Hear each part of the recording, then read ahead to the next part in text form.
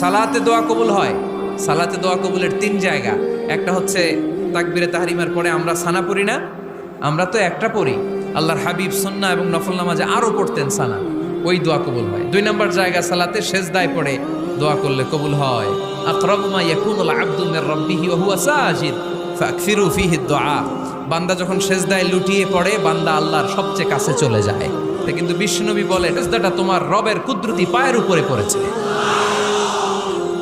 সেজদায় পড়ে দোয়া করেন। সালাম ফিরানোর আগে বিশ্বনবী দোয়া করতেন, লা ইউসাল্লিমান্না আহাদুকুম হাত্তা ইয়াতাআওয়াযা মিন আরবা'a।